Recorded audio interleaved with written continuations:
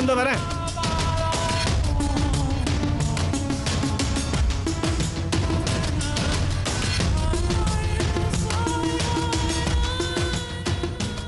என்ன கிலா?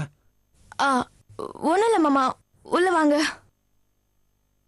என்னம்மா, எதுக்கு கூப்பிட்ட? இல்லை, என்னன்னே தெரியல மாமா. அன்னைக்கு உங்க கண்ணில் தூசி விழுந்த மாதிரி இன்னைக்கு என் கண்ணிலே தூசி விழுந்துருச்சு. அச்சோ, எங்க காட்டு, ஊதி விடுறேன்.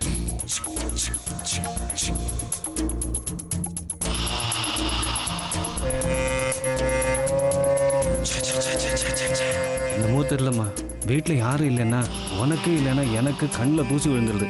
இல்லம்மா, ஊதி விடுறேன். இடு இடு இடு இடுமா, இடு.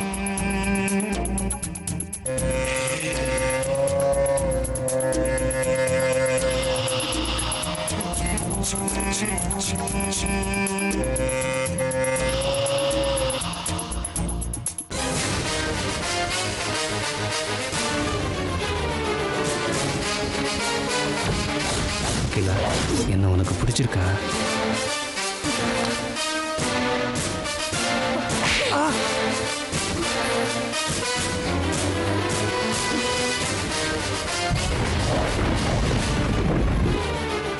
என்ன அகிலா, ஏன் இப்படி பண்ண?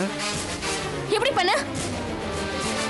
அன்னைக்கு கண்ணில் தூசி விழுந்துருச்சுன்னு சொன்னப்போ உங்க மனசுல இவ்வளவு அழுக்கு இருக்கும் நான் நினைக்கவே இல்லை. நரேன் திடீர்னு வந்தப்போ உண்மையை சொல்லாம மொட்டை மாடியில கோடை கட்டிட்டு இருந்தேன்னு போய் சொன்னீங்க. அப்பதான் எனக்கு உங்க மேல முதல் தடவையா சந்தேகம் வந்தது. அதுக்கு முன்னாடி ரேவதி எழுதின மொட்டை கடிதாசிய படிச்சப்போ அவ என்கிட்ட உங்களை பத்தி போன்ல தப்பா பேசினப்ப கூட நான் உங்களை சந்தேகமே படல.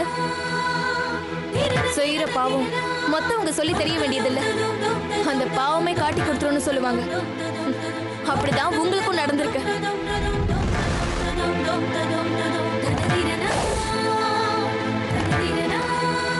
நீங்களும் ஒரு பொண்ணு பெத்து வச்சிருக்கீங்கல்ல, உங்க மனசுல இப்படி ஒரு எண்ணம் வரலாமா? நல்ல பொண்டாட்டி, அந்த பொண்டாட்டிக்கு போய் துரோகம் செஞ்சிட்டீங்களே. உங்க மருமக, உங்க புள்ளையோட பொண்டாட்டி. மருமக மகளுக்கு சமம்னு சொல்லுவாங்க. உங்க மகளையும் இப்படிதான் தப்பான கண்ணோட்டத்துல பாக்குறீங்களா?